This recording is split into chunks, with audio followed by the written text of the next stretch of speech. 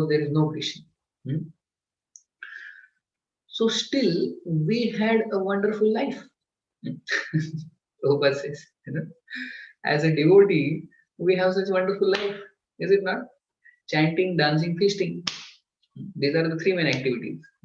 Chant nicely, chanting, chant Hare Krishna, Krishna Krishna, Hare Hare, Hare Ram, Ram Ram, Hare Hare. Go on chanting and then chant, dance, and when you are tired, take prasad. So such a nice lifestyle. So Prabhupada said, we are having such a great, wonderful lifestyle, chanting, dancing, feasting. So even if you consider that there is no Krishna, but still we are having a nice lifestyle. We are having fun in life. Prabhupada said to the reporter. But Prabhupada said, but in your life, if you see, if at the end of your life you come to know that there is Krishna, then what will happen? In this life you didn't serve Krishna and you are miserable in this life without serving Krishna. And at the end of the life, you come to know that Krishna is there. That means you have done all sinful activities and Krishna will give you reaction in your next life. So this life you suffered, next life you will suffer. But in our case, we are happy in this life and in next life also we'll be happy. So ours is win-win situation and yours is lose-lose situation. So which is better? The reporter was shocked by the brilliant answer of Prabhupada. Such a brilliant answer by Prabhupada, isn't it? So Prabhupada said that, yeah, Prabhupada said we are having wonderful lifestyle. Even if you consider Krishna is not there, of course Prabhupada had full faith that Krishna is there. But even if assume, but we are having wonderful lifestyle. So like that, a devotee, because he carries Krishna, he's wonderful, he's brilliant, he's jubilant. So Devaki was appearing jubilant and brilliant because Krishna, she is carrying Krishna. So one who carries Krishna within, he is always two words. Which are the two words? Brilliant and jubilant. If you want to be brilliant and jubilant, you should carry Krishna. And the main medium of how to carry Krishna is Krishna Katha. Shravanam Kirtanam Vishnu Smaranam Padasevam Archanam Mandam Sakhyam Atmanivedanam. So it begins with Shravanam. So Shravan is most important. So I see all of you are all devotees are so eager. Who after coming from the job, you are hearing eagerly. Otherwise, people outside when they come from job, they will just watch TV or go to party here there. They will do all nonsense activities. But all of you, although hectic day in the daytime office, in the evening you hear katha. So you are all eager for hearing Krishna katha. So by this Krishna katha, what happens? Krishna enters in our heart. So we can carry Krishna when we hear Krishna katha regularly. So it is said that when we hear Krishna katha, then we will be saved from vyatha. Do you know what is meaning of vyatha? Who knows?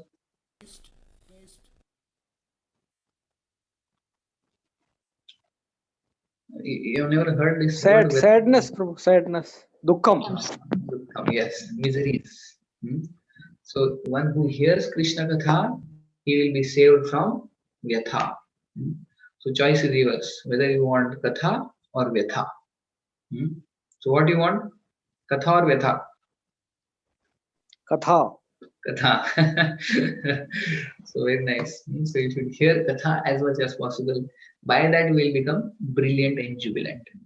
If we don't hear katha, then we will be in vyatha. So Bhakti Siddhanta Saraswati Thakur always used to tell that there is no problem in this material world. The only problem in this material world is what? Dash. The only problem in this material world is Miseries? no. What Bhakti Siddhanta Saraswati Thakur would say? There is only one problem. He said there is actually no problem in this material world, only there is one problem, that is lack of Krishna consciousness. He would say that because there is lack of Krishna consciousness, people are suffering. That's all. In one line, he solved the mystery. A brilliant statement.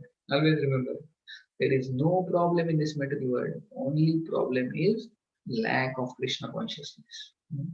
This was when Prabhupada first time met Bhaktisiddhanta Saraswati Thakur. And there was debate, as you know. Prabhupada was telling there should be independence, and first independence, then Krishna consciousness. Bhaktisiddhanta Saraswati Thakur said no. He said there is no problem in this world.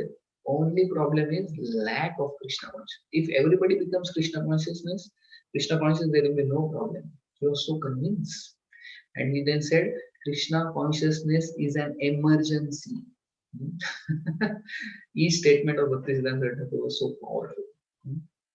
Today I was giving class in Australia, Brisbane. So I had taken this topic of life of Bhaktisiddhanta Saraswati Thakur. It was third we celebrated on 3rd January, his disappearance. So amazing life of Bhaktisiddhanta Saraswati Thakur. So he always told, Krishna consciousness is an emergency. Everything else can wait. Krishna consciousness cannot wait. So like that. A very powerful statement. Not wait. Yeah.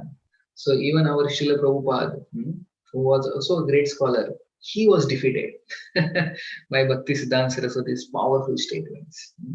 So the point is, Krishna consciousness is emergency, and the only problem in this world is lack of Krishna consciousness.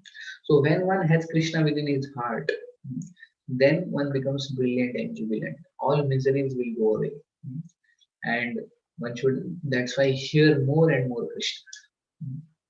The verse also comes in the first chapter of 10th canto.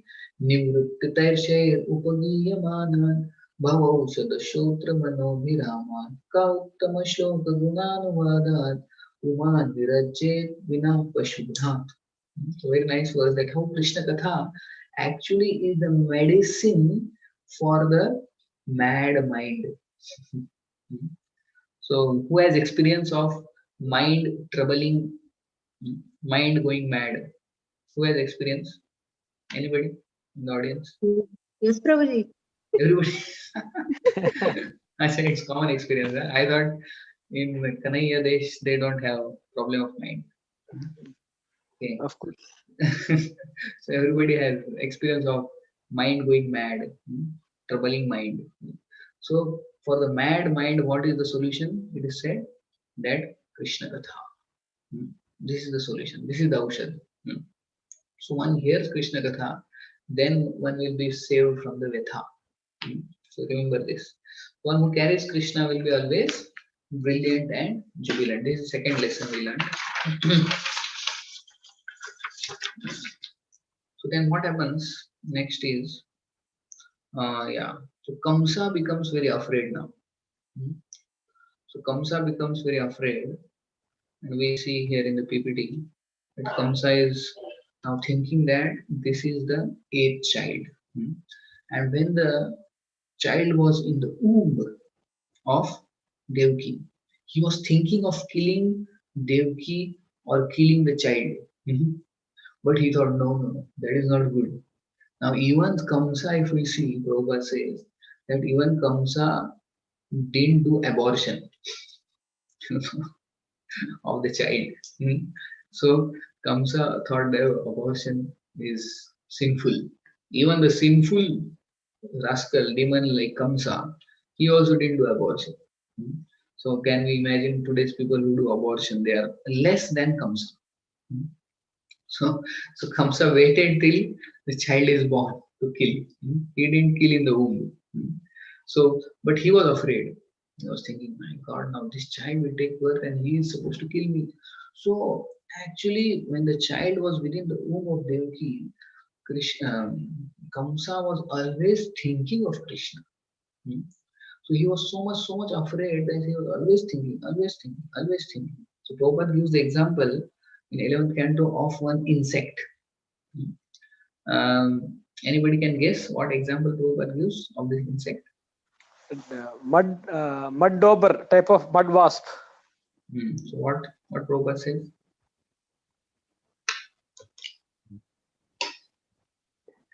It's what we are discussing regarding Kamsa thinking always of Krishna.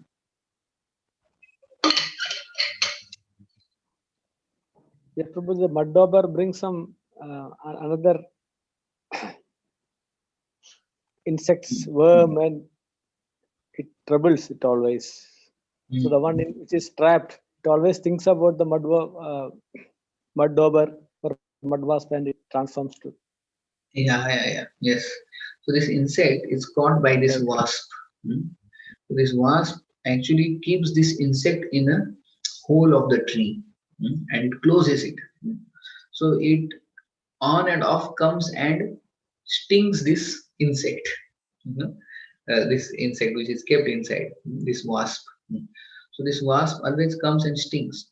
So this the insect which is there in the hole is always thinking that when this wasp will come next and sting me. So he's always thinking, always thinking, always thinking. And when actually that insect dies, he takes birth of that wasp. He becomes that wasp because he's thinking so much in fear of that wasp. Mm. So this is true. So this comes in Bhagavatam. So like that, Kamsa was always thinking of Krishna in fear. Mm. So he was connected to Krishna in fear. So he was so much afraid, thinking, my God, this Krishna will come and then he will kill me. Krishna will come, he will kill me, he will kill me. So while he was in the womb, while Krishna was in the womb, Kamsa knew because Devaki was looking very effulgent. He knew that now the eighth child is going to come. Because seventh child, what happened? Seventh child, when Balram was transferred, so it was declared that Devaki had miscarriage. Hmm. Devaki had miscarriage. So seventh child is lost. So eighth child, now he knew that this is Krishna who is going to kill me. So he was so much Krishna conscious, Kamsa. Hmm? So he was always thinking of Krishna, but in a opposite way, unfavorable. So and the Acharyas say that even if such a person who is thinking unfavorably of Krishna, he gets liberation. Hmm. When Krishna killed Kamsa, actually he got liberation, Sahibji Mukti. Hmm. So Shishupal also, from birth he was always envious of Krishna. So he was so envious. So uh, so Narad Muni actually tells to Yudhishthir Maharaj that he, because when Krishna killed Shishupal, his soul merged into the body of Krishna. So Yudhishthir Maharaj asked Narad Muni, how come he got liberation although he was so envious? So Narad Muni says, because of his intense absorption. Narad Muni says, his absorption was more than me also. Uh, I was proud that I am thinking of Krishna always, but Shishupal's absorption in Krishna was more than me. So that's why he got liberation like that. So even if one thinks in unfavorable way Krishna so intensely, then Krishna gives liberation to them also. So it's amazing, no? So Krishna is so merciful. Even if somebody thinks in unfavorable way, he gets liberation. Then what to speak of those who think of Krishna favorably? Hmm? So how much what they will achieve? So this is the third lesson we see that Krishna is so merciful. Hmm? That even somebody is thinking of Krishna unfavorably, Krishna gives them liberation. And then what to speak of somebody thinking of Krishna favorably, is it not? So what kind of destination he will get? And we see all these demons like Putana, Agasur, Bakasur, all of them got liberation. Actually, if you see liberation means what? Bhugnam Janmana Mante Gyanavan Ma Prapatiti Vasudevam Sarvati Samatma Sadurlabha. So a very rare person is actually a Gyanvan, a Gyani. A first is a Karmi. And then after many births, Karmi gets a body of a Gyani. And after many births of a Gyani, actually he becomes a yogi. And many births as a yogi, then actually he gets liberation. He can get liberation. So many births one has to take to get liberation. But here the demons get liberation like this. Hmm? So the Jnani, Karmi has to become Jnani, and Jnani as a yogi, and after yogi, he can get liberation, Sayujya liberation. So it takes so many births. But for a demon, when Krishna kills the demons get liberation, same what the yogis and Jnanis get. Can you imagine? So Krishna is so merciful. So what happens? Yudhishthir Maharaj asked this question to Narad Muni, that how Krishna is uh, so merciful, how Krishna is so impartial. And similar question is asked by Parikshit Maharaj to Shukdev Goswami, that why Krishna is so partial. Mhm. When does Parikshit Maharaj ask Shukdev Goswami this question? Can anybody tell that why Krishna is partial? In which canto? Samudramandan. Samudramantan. Okay. No, So when Putana was given liberation, Mm. In First the canto, end portion, Prabhuji. first canto, Yes. Mentioned. Parikshit Maharaj asked this question to Shukdev Goswami in the sixth canto.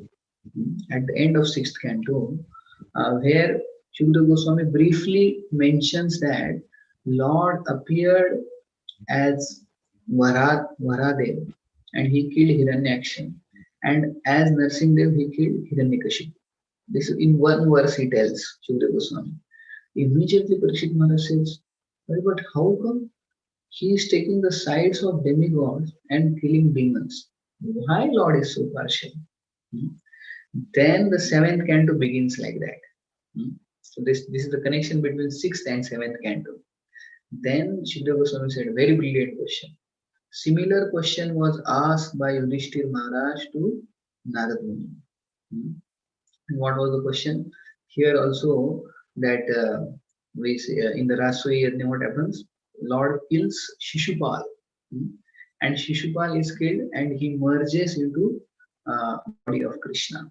So similar question is asked by Yudhishthir Maharaj to Narad Muni.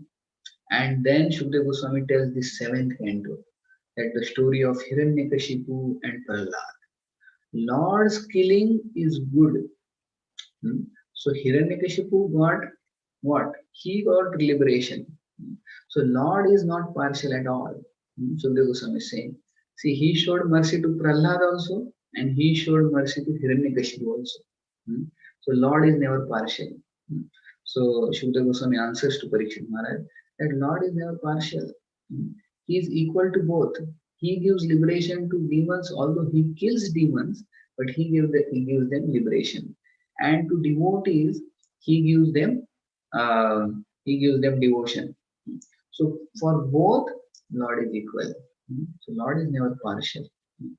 So, but we see still Lord is partial sometimes. Is it not? So the Acharya explained, yes, Lord is impartially partial.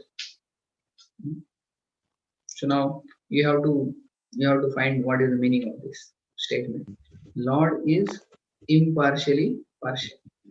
Lord is giving opportunity to all, same opportunity. Of for what?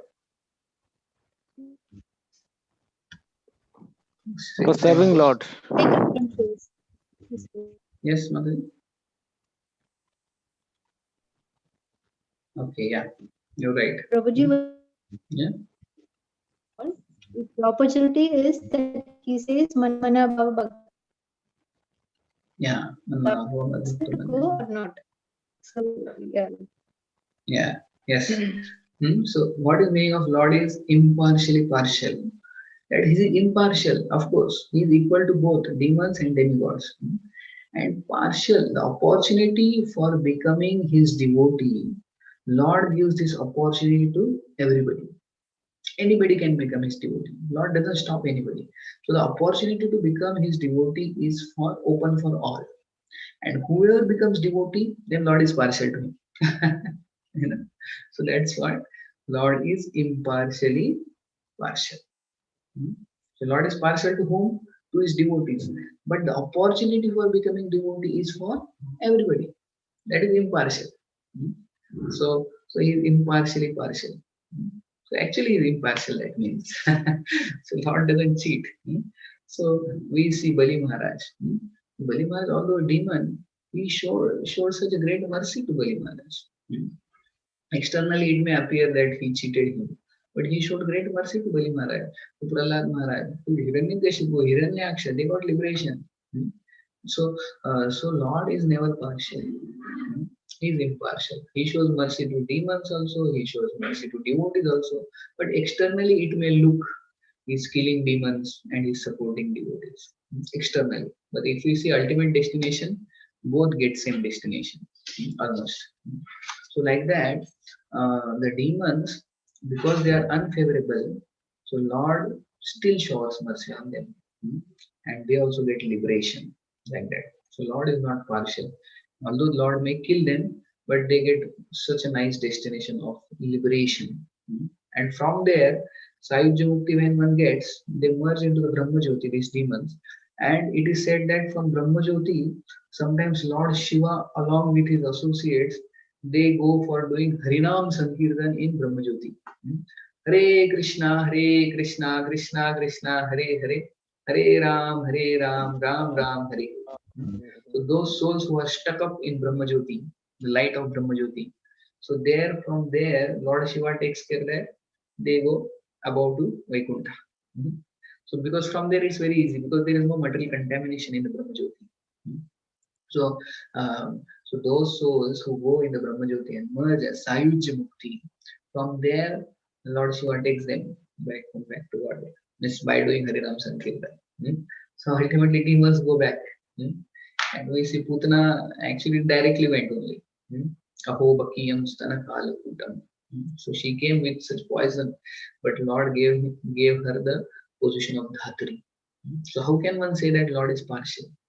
Actually, Lord is, yes, we can say Lord is partial to the demons, giving more mercy sometimes to demons. Like that. So here we see that Kamsa, because he was thinking of Krishna unfavorably, but he was thinking of Krishna so much Krishna conscious. Even we might not be thinking of Krishna so much. So can somebody say that in 24 hours, how many hours you are Krishna conscious? Is thinking of Krishna. So very less percent, is it not?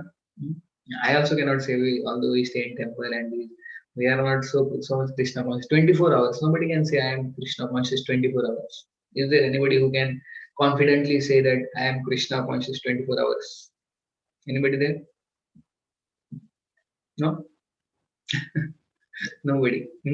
So, but Kamsa was Krishna conscious 24 hours fully, only in an unfavorable way.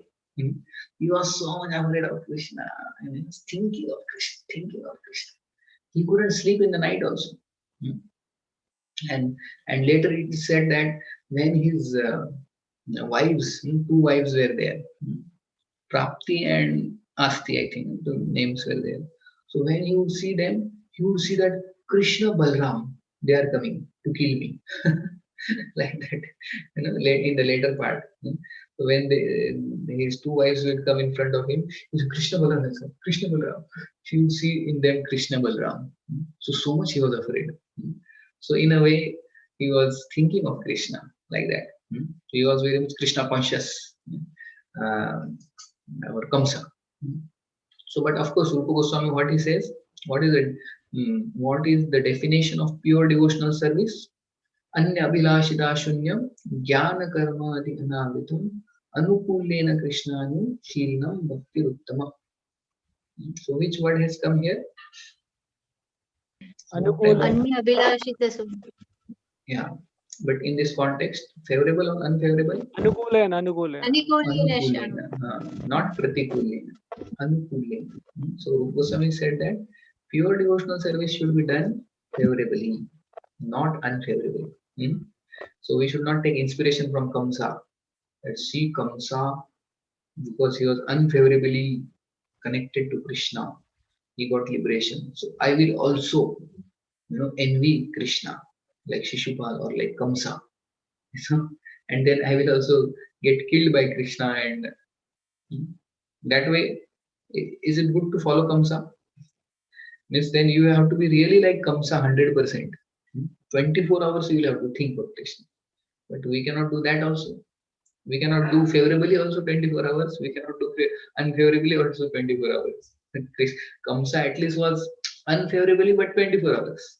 And pure devotees are favorably 24 hours. And we are in the between only. Sometimes Maya, sometimes Krishna. It's like that. Our situation is like that. Sometimes we like Maya, sometimes we like Krishna. So Kamsa was in par excellence thinking of Krishna 24 hours. Unfavorable. So that's why he got result. But we should not take inspiration from Kamsa. So we should think of Krishna favorably. So now Acharyas give two examples. Just like there was this Chanur and Mushtik. So they were fighting with Krishna. And they were giving pleasure to Krishna. Krishna and Balram. So because of this fighting, Virya Ras, Krishna and Balram were enjoying Virya Ras with Chanur Mushtik. And they were punching on Krishna's body, Balram's body, and they were enjoying it. And now there is second case of Yashoda.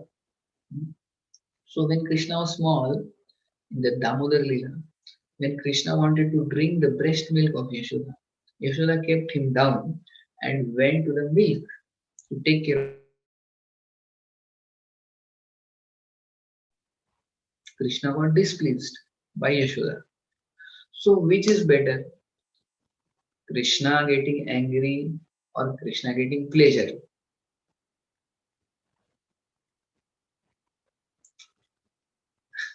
You are understanding my question?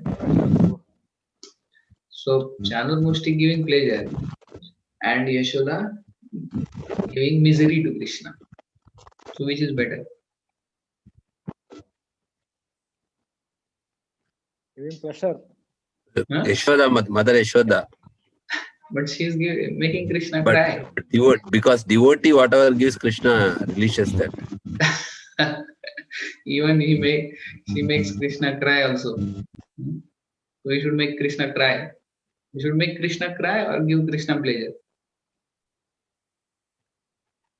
Prabhuji, in general, we have to give pleasure to Krishna. But in this case, Krishna was actually enjoying the pleasure of Vatsalya Bhav with Mother Yashoda. That was his intention. So, so that in fact he was enjoying it. He wanted that. He wanted to cry. Okay, you're close. So then that's why our Acharya says that we should not see the activity, but we should see the intention. So Yashoda's intention was what? To give pleasure to Krishna or give misery to Krishna? Yashoda's intention was to give pleasure to Krishna. So her intention was to give pleasure. Although the activity may have made Krishna cry, but the intention is given more important than the action. So our Acharya says that we have to see the intention. And what was the intention of Chanur Mushti? To give misery to Krishna. Although Krishna was getting pleasure, but the intention was giving misery, pain to Krishna. So the intention was wrong. So that's why that is unfavorable. And here Yashoda's service is favorable. Although the effect may seem ulta, but we don't have to see the effect or the action, but we have to see the intention. So the intentions are more important than the action. So Yashoda's devotional service is favorable and Chanur Mushtik devotional service is unfavorable. They may get some sukruti like that. So we see that favorable and unfavorable.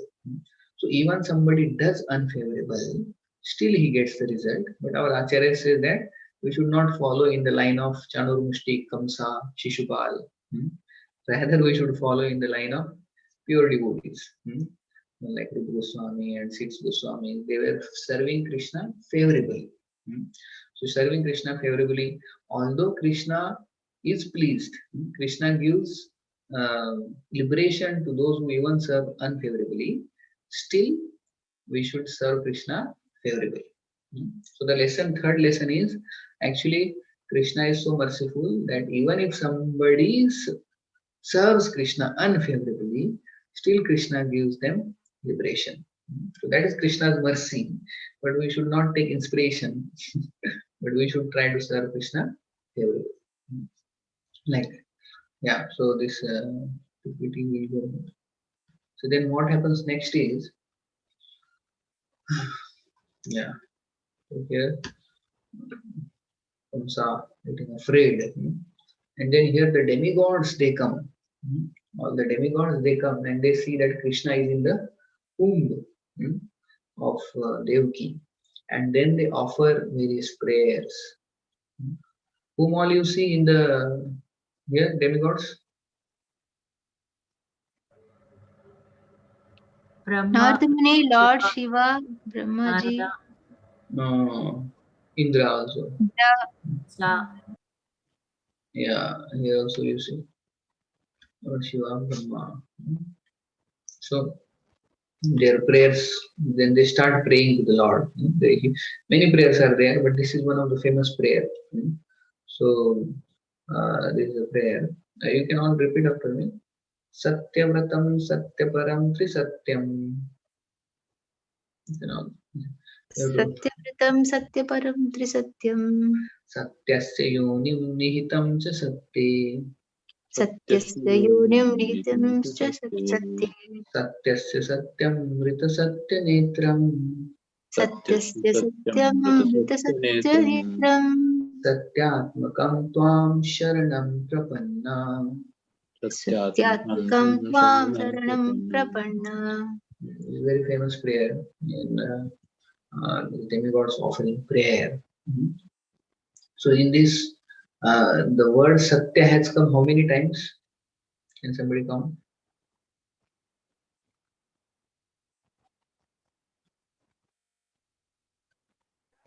Nine times. 9 times. So Lord is the ultimate Satya, absolute truth. We'll just see the translation. Yes, somebody can read the translation. Yes, Prabhu. Demigods prayed, O Lord, you never deviate from your vow, which is always perfect because whatever you decide is perfectly correct and cannot be stopped by anyone. Being present in the three phases of cosmic manifestation, creation, maintenance, and annihilation, you are the supreme truth.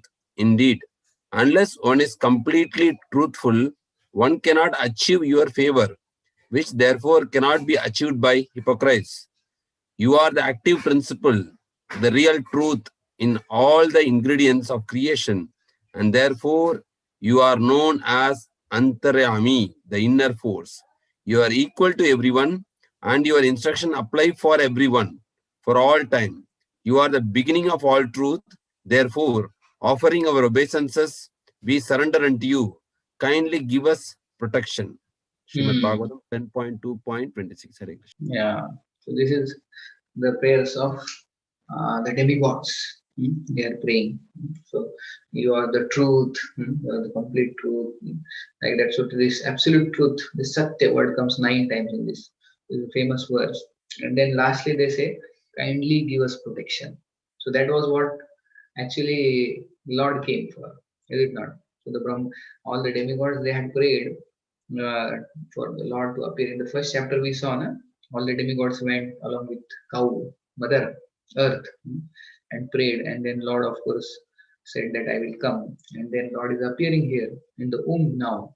So all the demigods are praying, you are the absolute truth, and you please appear and protect us. Now the amazing thing, if you observe, in the demigods who all came there, as you saw that there was Indra, there was also Brahma, Lord Shiva, and others.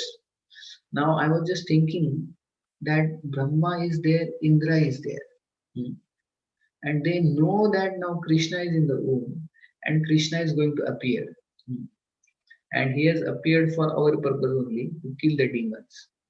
But still we see Indra and Brahma getting bewildered twice, each one getting twice bewildered. So can somebody say when?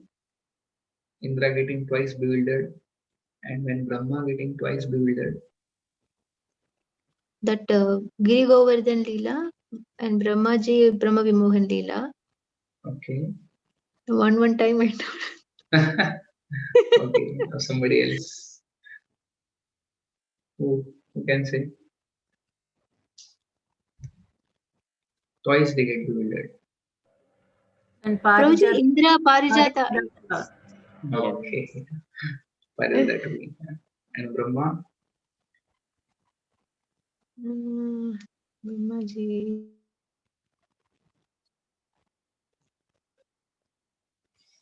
Okay. Brahma, when he goes to Krishna, so that time he is feeling proud. That time Krishna breaks his pride. Which Brahma? Krishna says. And then Brahma thinks that, Arey, which Brahma means what? I am Brahma here. Which Brahma means? How many Brahmas are there? You tell him that four-headed Brahma has come. So there is some pride in him. So that time Lord Krishna says, okay, you have pride of your head and forehead. He calls all other Brahmas there, who has 8 heads, 16, 24, 100, 1,000, million, trillion heads. These Brahmas all come there, and our Brahma, he looks very small there. So you heard about this past time, eh? So there actually also Brahma get illusion. So that time Lord breaks his pride there. So like this, we see even Indra and Brahma, they get bewildered not once, twice, like that. Although they know and they have come there for offering prayers, and they know that Krishna is going to appear, but still they forget that this is Krishna. So that is the nature of material world. We forget when we chant holy name. Actually, what is said that Abhinnatva Nama Namino, Nama Chintamani Krishna. नाम Chintamani Chaitanya Krishna Rasa. चैतन्य रस विग्रह पूर्ण शुद्धो नित्य मुक्तो अभिन्नत्व नाम नामिनो.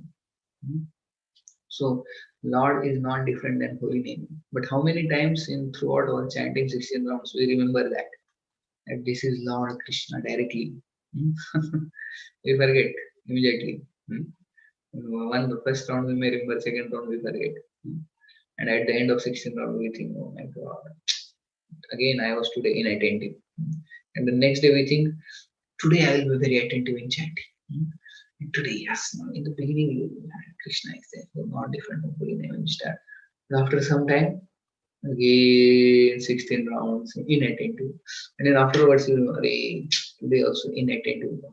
Oh, tomorrow I will be more attentive. And then, so who has experience like this amongst you? Nobody? I am in. Everybody, yeah? So I thought you are all very sincere devotees. Yes, of course, sincere. So it happens with everybody, is it not? So we forget that holy name is Krishna directly, or the deities we see. We sometimes forget that they are like lordship directly standing. So like that, they here also Indra and Brahma, although they are there when Lord is about to be born, but after born, Lord is born, they forget. In how many years? Govardhan Lila happened at the age of 7.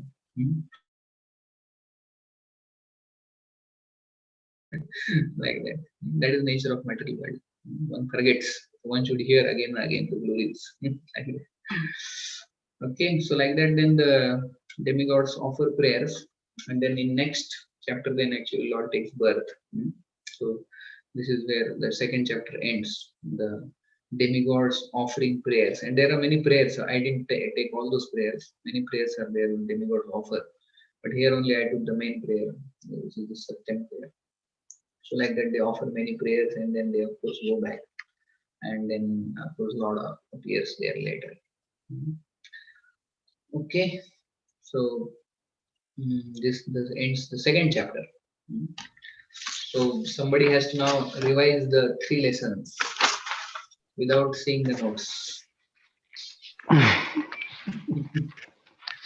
Other than Matajis are answering so many, Prabhujis are not answering.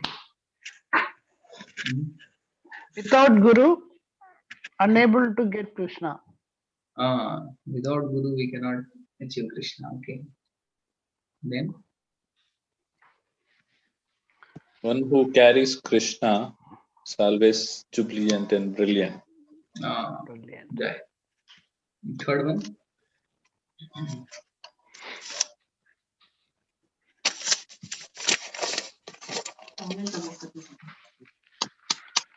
Krishna is so merciful, even he is thinking unfavorably. If somebody even thinks unfavorably, Krishna gives them such a great destination, like liberation, the demons. So Lord is not partial. So even if somebody thinks unfavorably of him, Lord gives them liberation. And what to speak of somebody thinks favorably of him, like that. Yeah. Jai. So thank you so much. Next time, again, I will ask the 3 lessons and some revisions. This time you didn't, nobody told many points from previous class. I think you all forgot. So next class again recap will be there. Okay. So thank you so much. Thank you very much, Roji. And attention. Thank you very much for your time and your It's my great enlightening pleasure. class. I am. Hope everybody took the notes. They will be remembering next class surely. Yeah. Thank Hare you so Krishna. much. Hare Krishna. Any questions? Any questions? We can ask one question. If Yes, anybody is Prabhuji. having. Yes, Prabhuji. One Correct. question. You can ask. Yeah. You can ask. Yeah, Prabhuji, actually this is pertaining to the last class discussion where we were talking about the analogy of the Ganges. Means how it is purifying the speaker Three words. inquiry. Yeah. So in that context, you're mentioning Ganges in the upper world is Mandakini and the middle world is Bhagirathi. And on the lower planet, she's called as Bhogavati. But in the pastime of Ganga Ma descending, actually, one of her conditions was to Bhagirath Maharaj is that she will be coming, descending with great force. And she said, I will, somebody has to sustain me, otherwise, I will break open and go even to the lower planets, which I don't want to go. And that's how, that's when Bhagirath Maharaj approaches Lord Shiva and he sustains her on his own head. In that case, how she goes to the lower planet and she gets a name also? So, for Can you there are please tell two, Prabhuji? yeah, nice question. So Ganga actually tells two conditions. One is that this one, that when I come with great force, there will be a hole in the earth. So somebody has to sustain. So Lord Shiva, he requests Lord Shiva. Lord Shiva, of course, takes on his head. And second was, she says that on this earth there are so many sinful living entities, people. They will take bath in me. And then what about my purification? Who will purify me? The Bhagirath Maharaj says, don't worry. Later, the sages, great sages, pure devotees of the Lord, they will come to you, and when they take bath in you, your sins will be destroyed by their mercy. You will be destroying sins, taking sins of the sinful people. But when pure devotees come, they will take your sins away. So don't worry. So then that's why Ganga comes. And then it is said that Ganga, of course, appears on the head of Lord Shiva, and then she's flowing from the Himalayas down, and then when she meets the ocean at this place which is called Ganga Sagar. You have heard about this Ganga Sagar? We had gone for Yatra 2 years before there. There is a huge island, what you call, at the delta. You have heard about delta?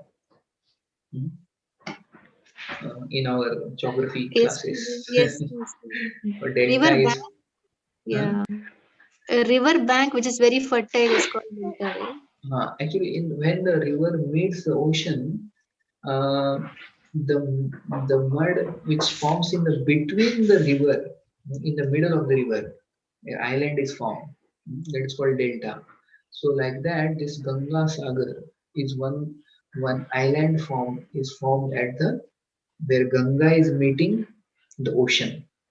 It's near Calcutta. From Calcutta, you have to go. So we had gone for a yatra there. So it's a huge island, 30 kilometers. Huge island, which is formed right in the middle of the Ganges, where Ganga meets the ocean. So it's very, people go there and take bath. So Ganga becomes huge there. And Kapil Muni, of course, went there and did austerities later. This Kapil Ashram is also there. So from there, actually, Ganga, it is said that Ganga goes directly down from there. So where she appears to meet the ocean, but there from there invisibly, it is said that she goes down, and from there she goes to lower planets, where actually she purifies the lower planets also, like that.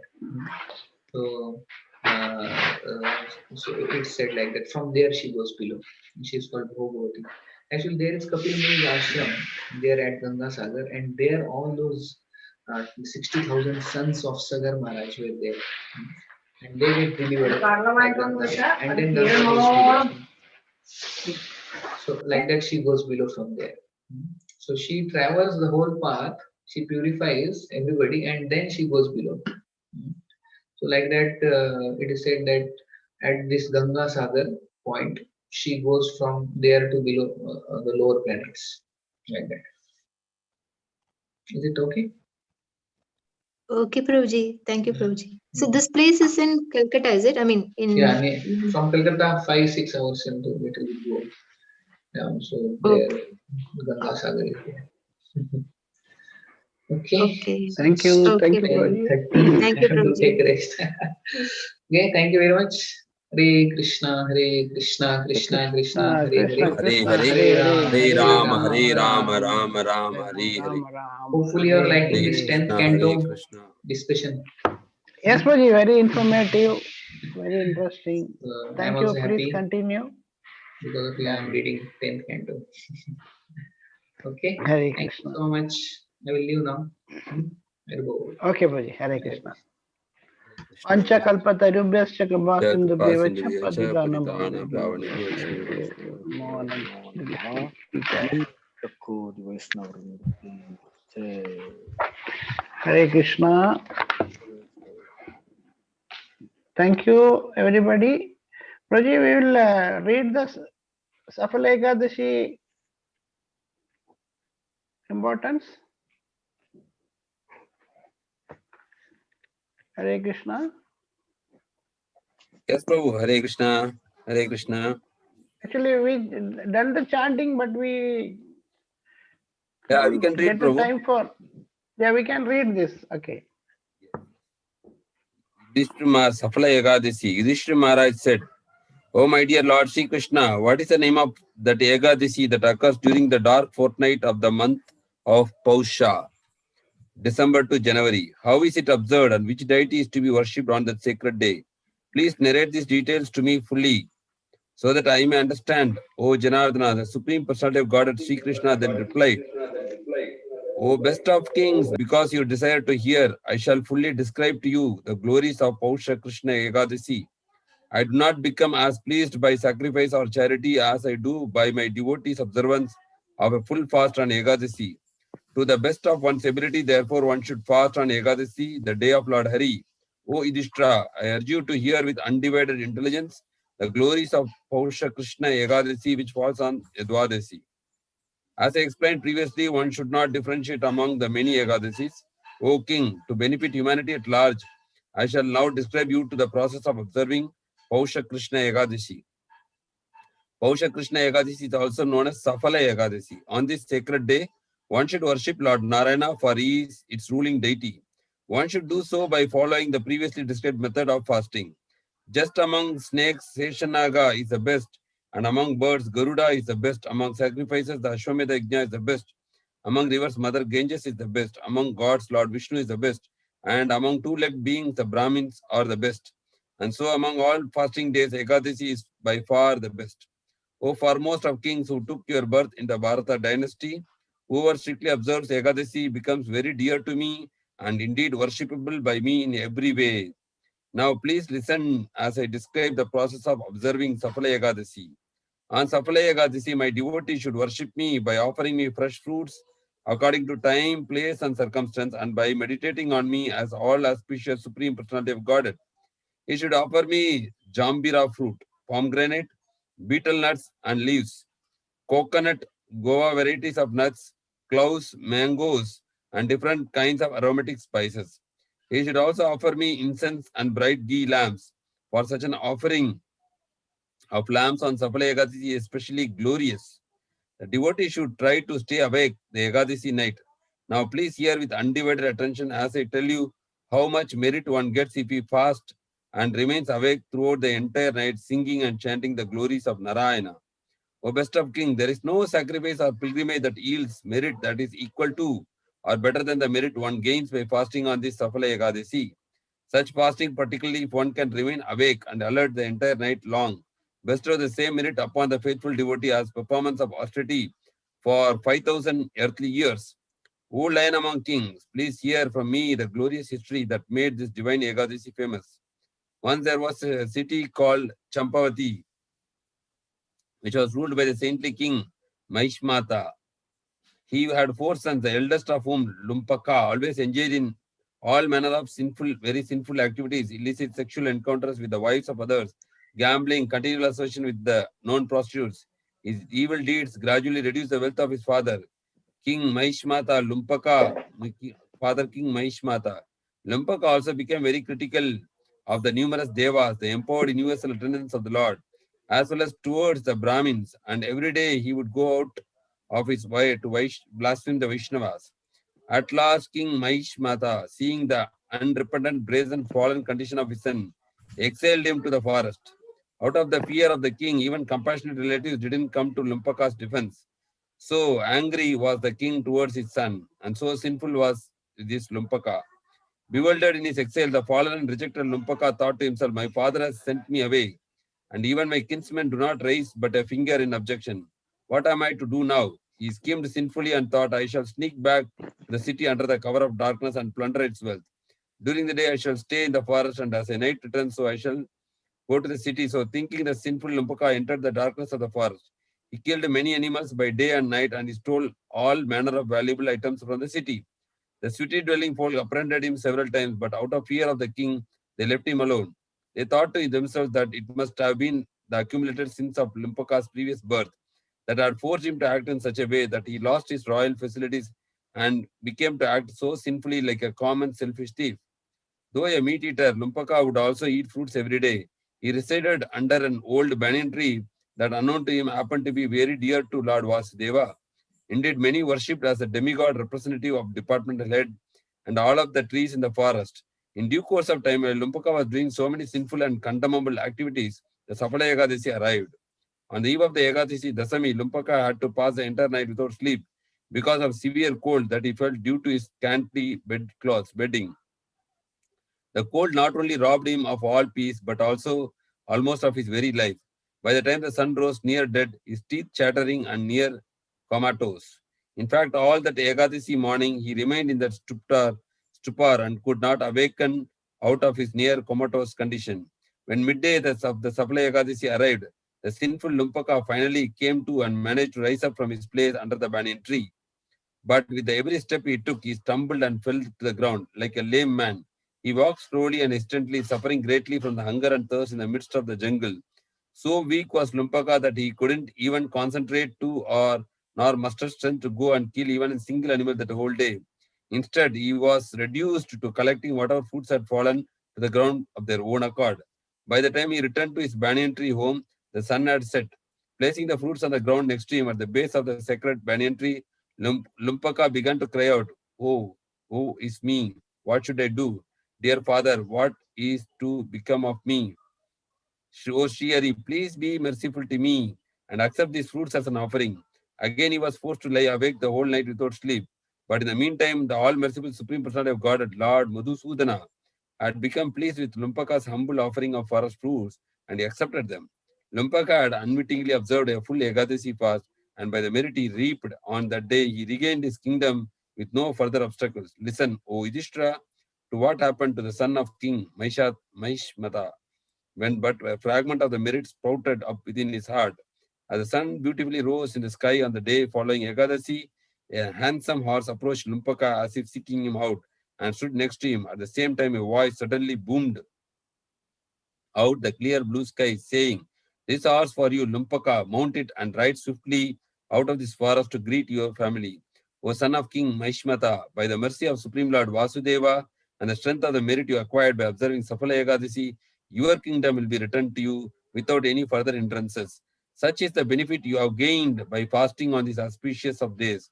Go now to your father and enjoy your rightful place in the dynasty.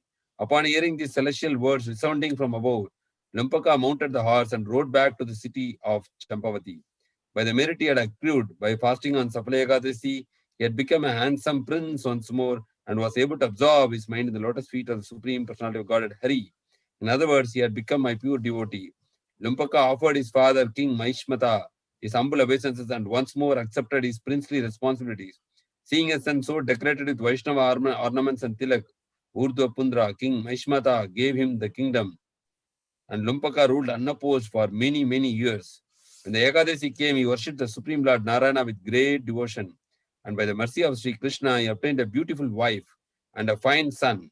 In old age, Lumpaka handed his kingdom over to his son, just as his own father, King Mahishmata, has handed over to him. Lumpaka then went to the forest to dedicate his concentrated attention to gratefully serve the Supreme Lord with controlled mind and senses. Purified of all material desires, he left his old material body and returned back to home, back to Godhead, attaining a place near the lotus feet of the worshipful Lord, Sri Krishna. O Yudhishthira, one who approaches me as Lumpaka did will become completely free of lamentation and anxiety. Indeed, anyone who properly observes this glorious Safala Ekadasi, even unknowingly, like Lumpaka, will become famous in this world. He will become perfectly liberated at death and return to the spiritual abode of Vaikuntha.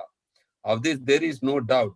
Moreover, one who simply hears the glories of Safala Ekadasi obtains the same merit derived by one who performs a Rajasi Yajna, and this, at the very least, he goes to heaven in the next birth. So, where is the loss?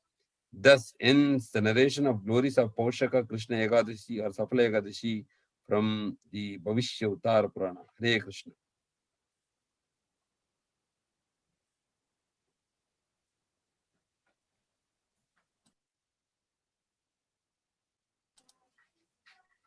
Hare Krishna.